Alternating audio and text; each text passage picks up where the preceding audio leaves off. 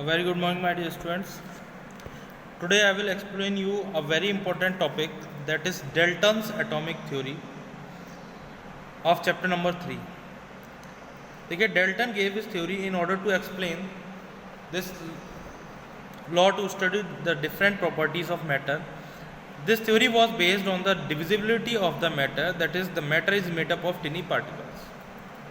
Let's take an example of a paper. आपके पास एक पेपर है and you have started tearing it. आपने पेपर को फाड़ना शुरू कर दिया, टीयर करना शुरू कर दिया. And after some time a stage will come that you will not be able to tear that paper. ये सिर्फ एक एग्जाम्पल है. तो एक स्टेज ऐसी आ जाएगी कि आप उस पेपर को टीयर नहीं कर पाओगे. तो इसी तरीके से सभी मैटर में एक ऐसा इंडिविजुअल पार्टिकल छिपा होता है जिसको फर्दर डिवाइड नहीं किया जा सकता है.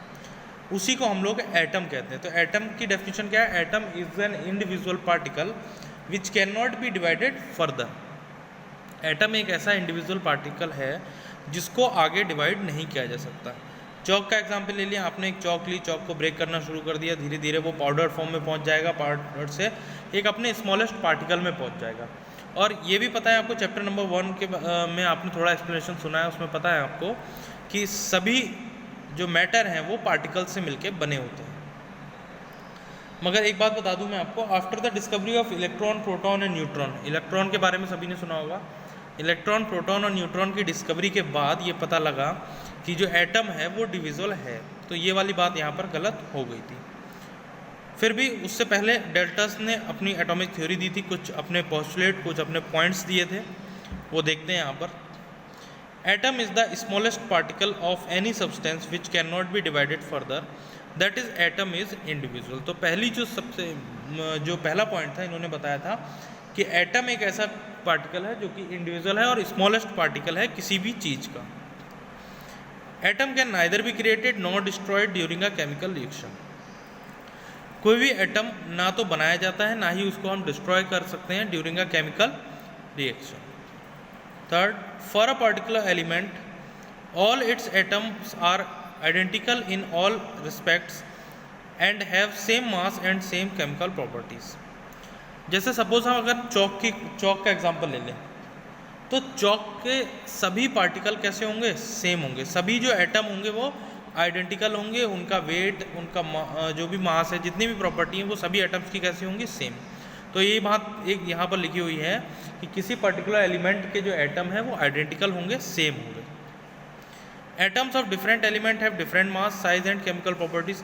अगर डिफरेंट चीज़ के एटम है, जैसे एक चौक का हो गया और एक पेपर का हो गया, तो उनके साइज, उनके मास, उनकी केमिकल प्रॉपर्टीज सभी क्या होंगी? डिफरेंट होंगी.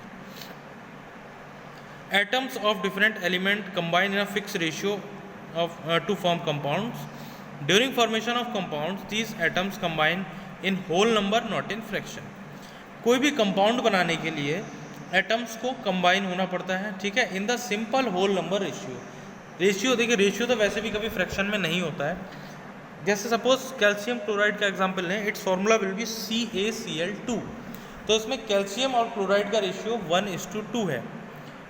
वाटर का एग्जांपल लें, H2O, तो इसमें हाइड्रोजन और ऑक्सीजन का जो रेशियो है दैट इज़ 2:1. तो इसमें जितने भी कंपाउंड हमारी केमिस्ट्री में हैं, सभी में जो एटम्स हैं वो किस में कंबाइंड है? होल नंबर के रेशियो में कंबाइंड है. The number and kinds of atom in a given compound is always fixed. Number और काइंड्स ऑफ एटम कंपाउंड्स में हमेशा क्या रहेंगे? फिक्स रहेंगे. जैसे H2O ले लें, वाटर, तो वाटर में 2 हाइड्रोजन है और 1 ऑक्सीजन है, ये हमेशा फिक्स रहेंगे what ever the source is. कोई भी सोर्स हो, वाटर चाहे पॉन्ड का हो, वाटर चाहे रिवर का हो, वाटर चाहे टैप का हो, या फिर लेबोरेटरी में मेड बनाया गया हो, या डिस्टिल्ड वाटर हो, किसी भी तरीके का वाटर होगा, तो उसमें जो एटम्स के रेशियो हैं वो हमेशा कैसे रहेंगे? फिक्स रहेंगे. क्लियर? कार्बन डाइऑक्साइड का एग्जांपल लेते हैं, CO2. यहाँ पर रेशियो की बात करें तो 1:2 हो जाता है कार्बन और ऑक्सीजन का. तो ये रेशियो भी हमेशा कैसा रहेगा? फिक्स रहेगा. Atoms can not exist independently. Atom independently exist नहीं कर सकते. Atom exist in the form of a molecule. जब 2 एटम कंबाइन हो जाते हैं तो मॉलिक्यूल बना लेते हैं. Now explanation of laws of chemical combinations by Dalton atomic theory. आपने लॉ पढ़े हैं अभी तो डेल्टन एटॉमिक थ्योरी के कौन से ऐसे पॉइंट थे जो इस एक्सप्लेनेशन से या इन लॉज से रिलेटेड थे? सबसे पहला लॉ ऑफ कंजर्वेशन ऑफ मास। एक पोस्टुलेट इसमें है, देखिए, the element consist of atoms and these atoms can neither be created nor be destroyed. Point number 2, तो यहाँ से पता चल रहा है कि एटम ना तो क्रिएट हो रहा है ना ही डिस्ट्रॉय हो रहा है। तो जब एटम नहीं क्रिएट हो रहा है तो उसका मास भी क्या होगा? मास भी नाइदर क्रिएट होगा नाइदर डिस्ट्रॉयड होगा। तो ये सेकंड पोस्टुलेट एक्सप्लेन करता है इसके law of conservation of mass को। Next one is law of constant proportion was explained by the postulate the atom consist of the elements consist of atoms having fixed mass and the number and kinds of atom in each element in a given compound is fixed. अभी मैंने बताया था कि कोई भी source हो, atoms का जो रेशियो होगा वो क्या रहेगा? फिक्स रहेगा और सिंपल होल नंबर रेशियो होगा। It will not be in fraction. So this was your whole Dalton atomic theory. Thank you very much, dear students. That's all for today.